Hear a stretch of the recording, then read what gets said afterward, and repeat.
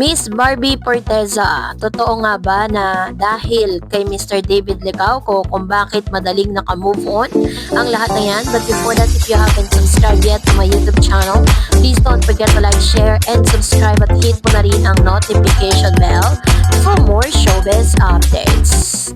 Of course, bago tayo magpatuloy sa ating updates for today's video, nais kong pasalamatan po kayo for always watching and trusting this channel. Thank you so much sa inyong palagi ang panonood at palagi ang pagsubaybay sa mga updates po natin. Maraming salamat po. At ngayong araw, let's talk about this one dahil nagpahayag po ng isang statement itong si Miss Sam Concepcion, no, kung saan ay kinall out niya ang pangalan ni Miss Barbie Porteza and Kaylin Alcantara sa Beauty Empire. Sa kauna-unang pagkakataon na mapapanood ang singer-actor na si Sam Concepcion sa latest teleserye ng GMA7, ang Beauty Empire. Feeling lucky si Sam na nabigyan siya ng chance na makagawa ng acting project sa Kapuso Network kasama ang mga sparkle artists na sina Barbie Porteza at Kaylin Alcantara. Isang revenge drama ang Beauty Empire na magsisimula na bukas July 7 sa GMA Prime kung saan makakasama rin si Rupa Gutierrez, Sid Lucero, Gloria Diaz at marami pang iba. It feels amazing. It is my first show here on GMA and everyone has been so welcoming and so helpful. It's been such a good time collaborating working on off the set. It's been a great experience with the cast pati sa production and I'm really looking forward to it. So far, it's been breeze and I couldn't be prouder of this project, ang sabi ni Sam sa panayam niya sa GMA. Say pa ni Sam, sa pagtanggap niya ng Beauty Empire, the whole partnership is such a good one.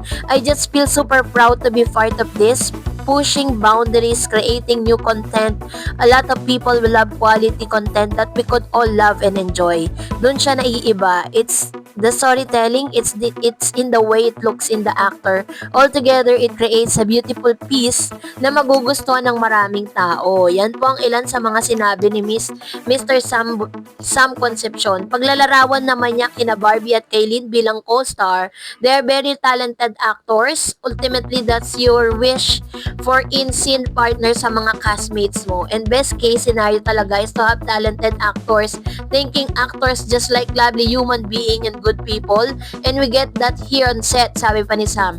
A Beauty Empire ay isang collaboration project ng GMA, View at Creation Studios at mapapanood simula bukas 9:35pm Lunes, ngayong Lunes hanggang Huwebes sa GMA Prime at delayed telecast sa GTV 11:25pm. So yun na po yun, ano.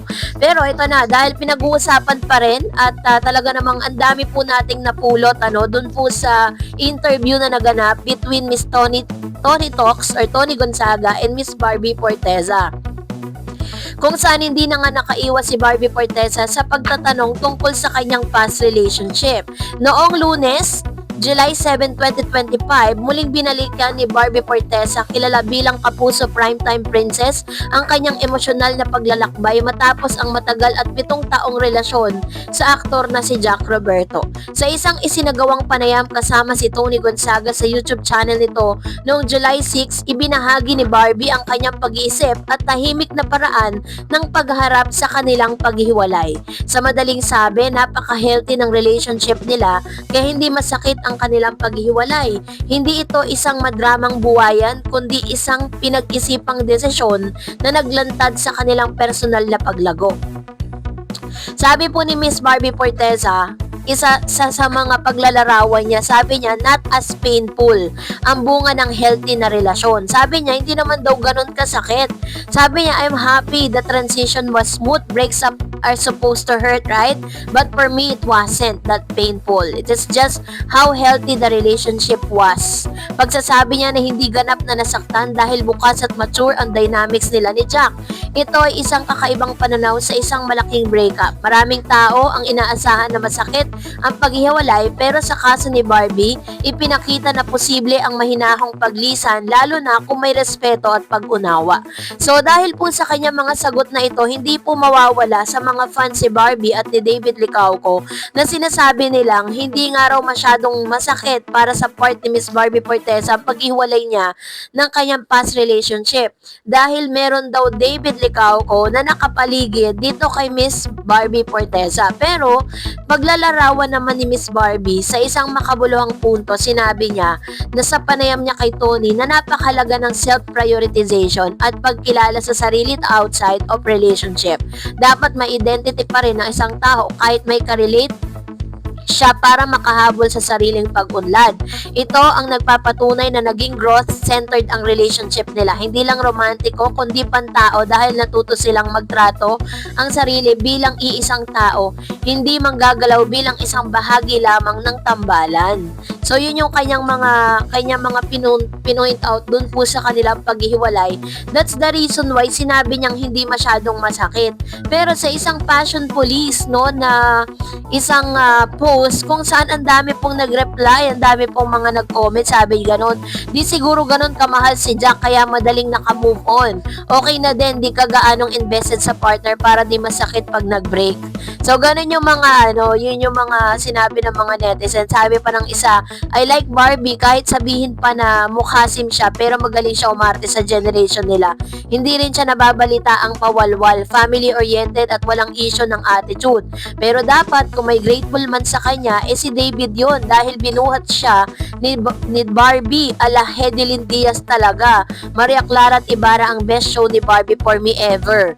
So yun naman yung sinasabi nila na parang si Barbie Fortesa daw ang nagbuhat dito kay David para talagang mas makilala sila. Well, in fact, kung talagang titimbangin natin, malaki talagang naiambag ni Barbie Fortesa dito po sa karir netong si Mr. David Licauco. Kasi at first naman di naman ganun kagaling umarte si David eh.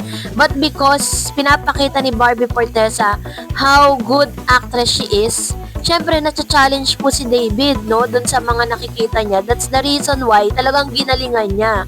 At sa mga susunod pang mga serye, kaya sabi ni Mr. David Licauco sa kanyang past interview, para sa kanya, si Barbie Fortesa ang kanyang best actress. 'Di ba? Sabi niya, kahit ano talagang ayos na ang chip niya tignan. O, 'di ba? May mga bashers. Ikaw naman, kahit anong ayos ang gawin, di ka pa rin magiging artista. So, gano'n naman sinagot, no? Netong, kasi may mga bashers talaga as in. Di siya marunong magdala ng damit. Me too, I find her baduy. Pero magaling naman umacting, so bawi pa rin. Ay, grabe, no? Wala talagang kasiyahan ng tao. Barbie exudes such a redefined and elegant aura these days. I genuinely admire her. She's an exceptionally talented actress, which is very true. Kung titingnan nyo naman talaga, napakagaling naman talaga niya. It means as the time goes by, wala nang pawala yung love niya kay Guy. Kaya nung nakipag-break na siya, hindi na masyadong masakit. Which is yun po talaga yung possible. Meron pa dito nagsasabi, previous breakup was not painful, doesn't really care for the guy. She's looking for in a partner, sabi dyan. Just job application interview is now open. Just imagine if a guy these things to an ex. What freaking misogynist. Alam mo meaning na pag ganyan na ibig lang sabihin na medyo wala nang naghiwalay pero napupusuan, ayun. So parang sinasabi nila na kaya daw hindi masyadong nasaktan si Miss Barbie Fortesa sa paghiwalay nila ni Jack kasi may napupusuan na si Barbie. So yun yung parang umiikot ngayon sa social media na medyo masakit pakinggan kasi parang sinasabi nila na si Barbie Fortesa pa ang hindi faithful kay Jack. Samantalang ang ganda po ng sinabi ni Barbie. Naghiwalay sila ng maayos, naghiwalay sila ng professional sila at talagang parang sinasabi ni Barbie na ginawa nila yan for their personal growth kasi nga for almost 7 years magkasama silang dalawa. And parang buong buhay ni Barbie sa pag-artista niya, kasama niya si Jack. So, yun po siya.